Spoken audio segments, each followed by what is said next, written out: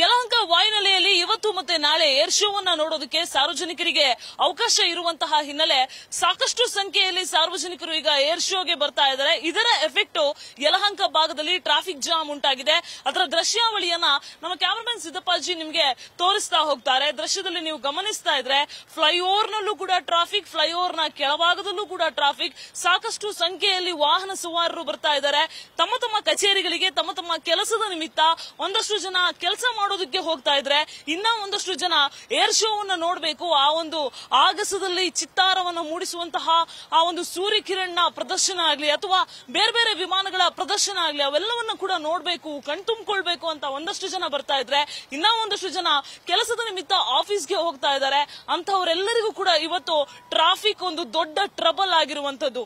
ಇಷ್ಟು ದಿನ ಎಷ್ಟು ಟ್ರಾಫಿಕ್ ಇರ್ತಾ ಇತ್ತು ಅದರ 5 ಪಟ್ಟು ಟ್ರಾಫಿಕ್ ಜಾಸ್ತಿ ಆಗಿರುವಂತದ್ದು. ನೀವು ದೃಶ್ಯದಲ್ಲಿ ನೋಡ್ತಾ ಇದ್ರೆ ದೊಡ್ಡ ದೊಡ್ಡ ಟಿಟಿ ವಾಹನಗಳು, ಕಾರ್ಗಳು ಇವೆಲ್ಲ ಒಂದ್ ರೀತಿಯಾಗಿ ಆಮೆ ತರ ಕಾಣಿಸ್ತಾ ಇದೆ. ಅಷ್ಟರ ಮಟ್ಟಿಗೆ ಈ ಭಾಗದಲ್ಲಿ ಟ್ರಾಫಿಕ್ ಜಾಮ್ ಉಂಟಾಗಿರುವಂತದ್ದು. ಸುತ್ತ ಒಂದು 4-5 ಕಿಲೋಮೀಟರ್ ವರೆಗೂ ಕೂಡ ಟ್ರಾಫಿಕ್ ಜಾಮ್ ಉಂಟಾಗಿದೆ. ವಾಹನಗಳು ಸ್ವಲ್ಪವೂ ಕೂಡ ಮೂವ್ಮೆಂಟ್ ಆಗ್ತಾ ಇಲ್ಲ. ಟ್ರಾಫಿಕ್ ಪೊಲೀಸರಿಗೂ ಕೂಡ ಬೆಳಗ್ಗೆಯಿಂದ ಟ್ರಾಫಿಕ್ ಅನ್ನ ಕಂಟ್ರೋಲ್ ಮಾಡಿ ಮಾಡಿ ಸಾಕಾಗಿದೆ. ಅಷ್ಟರ ಮಟ್ಟಿಗೆ ಈ ಭಾಗದಲ್ಲಿ ಟ್ರಾಫಿಕ್ ಉಂಟಾಗಿರುವಂತದ್ದು. ಜನರು ಕೂಡ ಪರದಾಟವನ್ನ ಅನುಭವಿಸ್ತಾ ಇದ್ದಾರೆ. ಸಾಕಪ್ಪ ಸಾಕು ಅಂತ ಜನ ಕೂಡ, ಅಂದ್ರೆ ಡೈಲಿ ಯಾರು ಈ ಭಾಗದಲ್ಲಿ ಓಡಾಡ್ತಾರೆ ಅಂತವರು ಸಾಕಪ್ಪ ಸಾಕು ಅಂತ ಹೇಳ್ತಾ ಇರುವಂತಹ ದೃಶ್ಯಾವಳಿ ಕೂಡ ಕಾಣಸಿಗ್ತಾ ಇದೆ. ಸಿಕ್ಕಾಪಟ್ಟೆ ಟ್ರಾಫಿಕ್ ಆಗಿರುವಂತದ್ದು. ಸೊ ಇವತ್ತು ಜಿಲ್ಲಾಡಳಿತ ಯಲಹಂಕ ಸುತ್ತಮುತ್ತ ಇರುವಂತಹ ಒಂದಷ್ಟು ಶಾಲಾ ಕಾಲೇಜುಗಳಿಗೆ, ಖಾಸಗಿ ಶಾಲೆಗಳಿಗೂ ಕೂಡ ರಜೆಯನ್ನು ಘೋಷಣೆ ಮಾಡಿತ್ತು. ಆದ್ರೂ ಕೂಡ ಶಾಲಾ ಮಕ್ಕಳು ಇಲ್ಲದೇ ಇದ್ರೂ ಕೂಡ ಈ ರೇಂಜ್ ಅಲ್ಲಿ ಟ್ರಾಫಿಕ್ ಉಂಟಾಗಿದೆ. ನೀವು ಗಮನಿಸ್ತಾ ಇದ್ರೆ ಇದು ಏರ್ಪೋರ್ಟ್ ರೋಡ್. ಯಾರಾದ್ರೂ ಇವತ್ತು ಒಂದು ಸ್ವಲ್ಪ ಆ ಕಡೆ ಈ ಕಡೆ ಟೈಮ್ ಹೆಚ್ಚು ಕಮ್ಮಿ ಮಾಡ್ಕೊಂಡು ಬಂದ್ರೆ ಪ್ರಾಯಶಃ ಅವರಿಗೆ ಇವತ್ತು ಫ್ಲೈಟ್ ಮಿಸ್ ಆಗೋದ್ರಲ್ಲಿ ಯಾವುದೇ ರೀತಿಯ ಅನುಮಾನ ಇಲ್ಲ.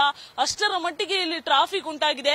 ಏರ್ ಶೋಗೆ ಹೋಗೋಕಾಗದೆ ಒಂದಷ್ಟು ಜನ ಏರ್ ಶೋವನ್ನ ನೋಡಬೇಕು, ಇನ್ನೇನು 9:30ಗೆ ಶೋ ಸ್ಟಾರ್ಟ್ ಆಗುತ್ತೆ, ಇಲ್ಲಿ ಹೋಗಕ್ಕಾಗ್ತಿಲ್ವಲ್ಲ ಅಂತ ಒಂದಷ್ಟು ಜನ ಬೇಸರವನ್ನ ವ್ಯಕ್ತಪಡಿಸಿದ್ರೆ, ಇನ್ನ ಒಂದಷ್ಟು ಜನ ನಮಗ್ ಕೆಲಸ ಇದೆ, ಡೈಲಿ ಇದೇ ರೂಟ್ ಅಲ್ಲಿ ಓಡಾಡ್ತೀವಿ, ಈ ರೂಟ್ ಬಿಟ್ಟು ಬೇರೆ ನಮಗ್ ಗತಿ ಇಲ್ಲ, ಈ ರೇಂಜ್ ಅಲ್ಲಿ ಟ್ರಾಫಿಕ್ ಆಗಿದೆ, ನಾವೇನ್ ಮಾಡೋಣ ಅಂತ ಒಂದಷ್ಟು ಜನ ಶಾಪ ಹಾಕ್ತಾ ಇರುವಂತಹ ಒಂದು ವಾತಾವರಣ ಕೂಡ ಈ ಭಾಗದಲ್ಲಿ ಕ್ರಿಯೇಟ್ ಆಗಿದೆ.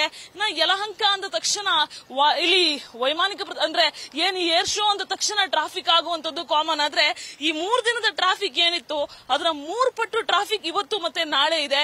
ಇವತ್ತು ಇಷ್ಟರ ಮಟ್ಟಿಗೆ ಟ್ರಾಫಿಕ್ ಇದೆ, ನಾಳೆ ಇನ್ನ ಡಬಲ್ ಆಗುತ್ತೆ. ಯಾಕಂದ್ರೆ ಏರ್ ಶೋ ಕೊನೆಯ ದಿನ ಆಗಿರೋದ್ರಿಂದ. ಸೊ ಈ ಭಾಗದಲ್ಲಿ ವಾಹನ ಸವಾರರಿಗೆ ನಿಜಕ್ಕೂ ಕೂಡ ಓಡಾಟವನ್ನು ನಡೆಸೋರಿಗೆ ನರಕ ದರ್ಶನ ಆಗ್ತಾ ಇದೆ ಅಂತ ಹೇಳಿದ್ರೆ ಪ್ರಾಯಶಃ ತಪ್ಪಾಗ್ಲಿಕ್ಕಿಲ್ಲ. ಕ್ಯಾಮರಾಮನ್ ಸಿದ್ದಪ್ಪಾಜಿ ಜೊತೆ Pragati Shetty, news first, Bengaluru. News first ನಿರ್ಭೀತಿಯಿಂದ ನಿಮ್ಮ ಪರವಾಗಿ.